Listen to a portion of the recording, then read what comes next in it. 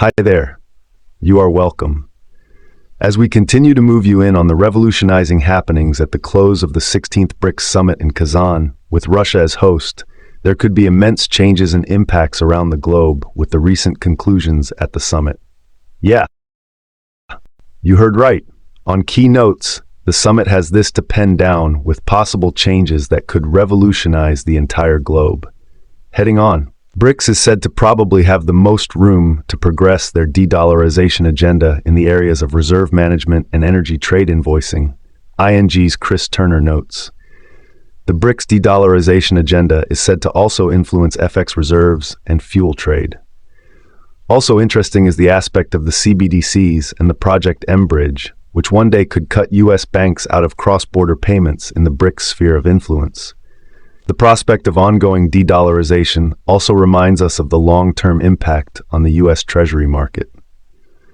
Recall that back in the 2000s, after China joined the World Trade Organization, Asian nations amassed large trade surpluses and large FX reserves as they tried to slow the appreciation of their local currencies. These oversized FX reserves suppressed Treasury yields. BRICS de-dollarization is the reverse of that trend. Amidst all these, the US dollar fights for survival as de-dollarization advances globally. Following talks and implementation measures laid down at the heavily attended Secure Summit, with high security measures put in place by Putin and his government. De-dollarization is no longer a dirty word in the financial sector, as developing countries are positioning their economies to cut ties with the US dollar. While the threat to the USD comes mainly from the Federal Reserve printing unlimited currency bills and uncontrolled debt in the homeland, developing nations are grabbing the bull by the horns to keep local currencies on top of the global financial order. Going further, highlights on global trade shifts as emerging economies challenge dollar dominance. The de-dollarization process, which was termed impractical a decade ago, is now a reality in 2024. Talks of issuing a common currency among emerging economies are growing as they look to ditch the US dollar for trade. Note that BRICS equally unveiled a new banknote depicting fierce determination to cut ties with the dollar, if not now, certainly in the near future. A common currency would be a paradigm shift in how global trade operates. New trade policies could be written to favor their economies and directly hit Western financial domination. Let's take a look at the U.S. fight to preserve the dollar. The U.S. dollar's fight with the global de-dollarization initiative has only begun this year. The White House needs to take concrete steps to stop the spread of the agenda worldwide. To make it happen, the U.S. must halt sanctions on countries it deems rogue. Sanctions are the top reason why developing nations took the de-dollarization stance. US Treasury Secretary Janet Yellen confirmed that America's pressing sanctions led to the de-dollarization gaining acceptance globally. Developing countries want to protect and safeguard their economies from the White House's unruly sanctions. Since the US dollar has been weaponized, they aim to weaken it by trading in local currencies. The move would help them strengthen their native economies and in turn bolster their local currencies, enabling businesses to thrive. The fight against the US dollar will only intensify in the next decade as more countries start accepting the de-dollarization project. The US needs to act quickly and douse the fire it generated through sanctions. Failing to do so will put the USD in the back seat of the global economy. What are your thoughts on the BRICS plans to continue its de-dollarization goals, and do you think the US will survive this after the BRICS 16th summit? Western sanctions and the US dollar's status as the global reserve currency are also part of the story. The dollar's dominance as a reserve currency and in trade for commodities like oil gives Washington immense influence over the global financial system. Countries impacted by US sanctions and export controls, like BRICS leaders Russia and China, new members like Iran, and wannabes like Venezuela, want to weaken the dollar's power in order to evade sanctions and tamp down US influence. Unsurprisingly, China has been at the forefront of this de-dollarization effort. China's renminbi has overtaken the US dollar as the primary currency for Chinese-Russian trade, and Beijing is coordinating with several major Middle East oil producers to ramp up the use of yuan to settle oil transactions. Using local currencies for intra-BRICS trade, however, is often viewed as an interim step to a loftier goal, a common BRICS currency. For now, most analysts see this effort as either unfeasible or a distant prospect. At this year's summit, Russia is expected to propose new measures for an alternative payment system that would further sidestep the US dollar.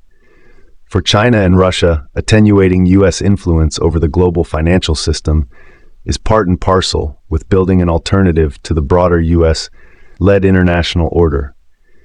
It's no surprise that US adversaries like Russia and China want an alternative international system, but many Global South countries also believe the current order disadvantages their interests and privileges wealthy Western countries.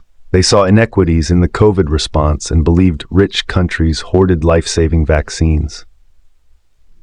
Global South countries have also accused the US of hypocrisy over its positions on the wars in Ukraine and Gaza, and suggest that the West only applies international law and norms when it suits their interests, rendering the need for what they perceive as a more fair international order.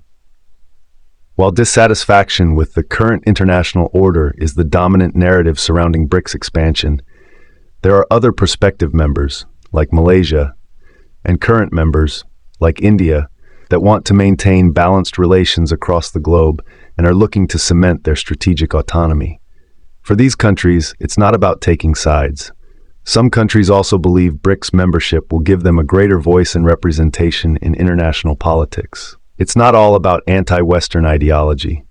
How is BRICS intersecting with global trends? The BRICS summit comes at a pivotal moment as the United States sees its decades-long dominating share of global leadership on the decline. The world is experiencing a significant paradigm shift in the distribution of global power, which will have extensive consequences for international peace and security. Amid Russian revanchism and a rising China, terms like great power competition or the new Cold War are often used to describe the current global dynamic. Yet, this framing is increasingly inadequate. The rise of middle powers is reshaping global politics. We are witnessing not just the rise of a few challengers to the US and its Western allies, but a broader rise of the rest. Multipolarity is the first trend that must be considered when thinking about BRICS's growing relevance. From the perspective of leaders across the Global South, multipolarity offers the most secure means of limiting hegemony, which, if unchecked, poses a threat to their vision for international norms and global security. In this multipolar world, the majority of states will work to encourage fluid alignments and discrete partnerships to help ensure power remains diffuse. For now, this trend signals a period of upheaval in the current world order, with uncertain outcomes as to how the balance of power will ultimately settle. A stable and peaceful multipolar world will require a functioning multilateral system that is fit to tackle the unique challenges of the 21st century. Unfortunately, we are seeing another trend of increasingly dysfunctional and inept multilateral institutions centered around the United Nations system. The UN Security Council, a relic of the post-World War II power structure, no longer reflects contemporary global dynamics. Calls for reform, while progressing, go largely unheeded as the great powers cling to their vetoes. The trends discussed in this year's BRICS meeting highlight a world grappling with the rise of multipolarity, declining multilateral institutions, and the growing dominance of authoritarian civilization states, signaling a profound shift away from the democratic and legal norms that have long underpinned the international order. What does this mean for the US? Washington should take these trends and developments seriously, but without alarmism. An expanded BRICS could be a more formidable player on the international scene, or it could paralyze the group's decision-making, as more countries with their own interests push their own agendas. While de-dollarization would reduce US influence, a BRICS currency or any other alternative is unlikely to emerge anytime soon, even as trends point to diminishing reliance on the dollar. In conclusion, BRICS expansion demonstrates Global South interest in alternatives to the current international order.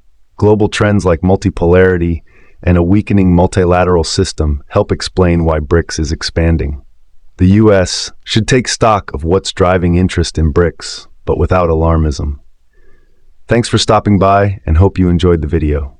Goodbye for now.